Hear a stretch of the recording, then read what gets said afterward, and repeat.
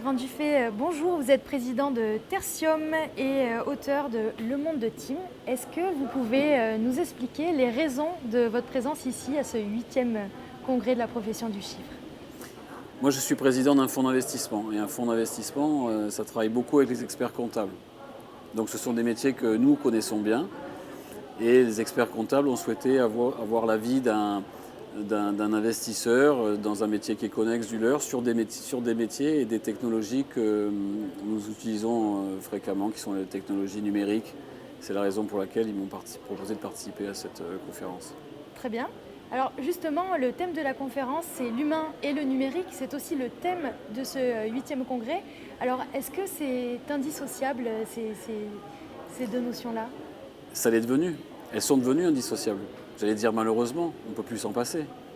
On disait ce matin qu'on était complètement attaché à un appareil qui est le smartphone et on ne peut plus s'en détacher.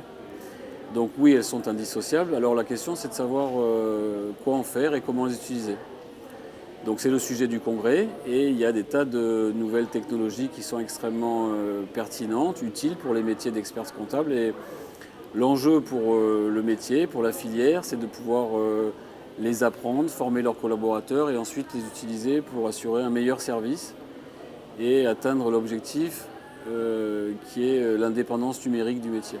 Les experts comptables aujourd'hui sont évidemment experts du chiffre, mais est-ce qu'ils doivent être aussi au cœur des nouvelles technologies?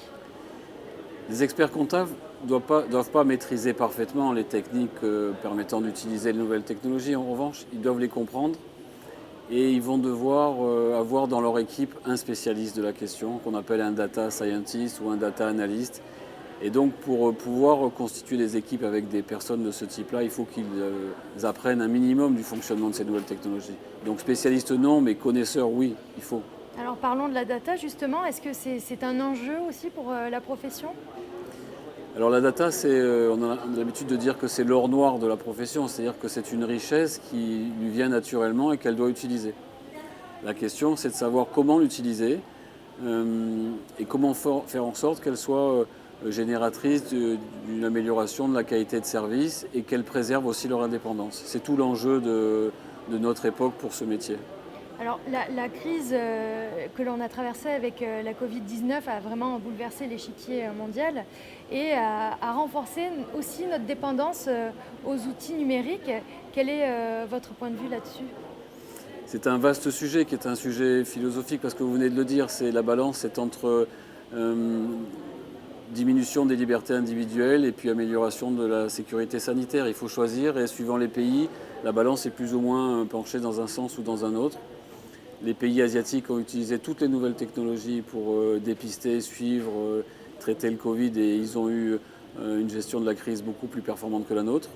Nous n'avons utilisé aucune nouvelle technologie et on en est là où vous en êtes. Vous savez, donc ces deux notions sont très liées. Il va falloir qu'on trouve l'équilibre entre les deux. C'est un sujet extrêmement lourd et extrêmement important. C'est l'enjeu à venir, le principal enjeu, vous pensez? C'est la question à trancher pour la France et les pays européens dans des délais assez raisonnables parce que si on ne met pas en place des technologies nouvelles, numériques pour suivre ces pandémies, on risque de ne pas s'en sortir et si on les met en place, on va limiter les libertés privées, individuelles et je ne sais pas si on est prêt à le faire. Voilà, c'est un vaste débat.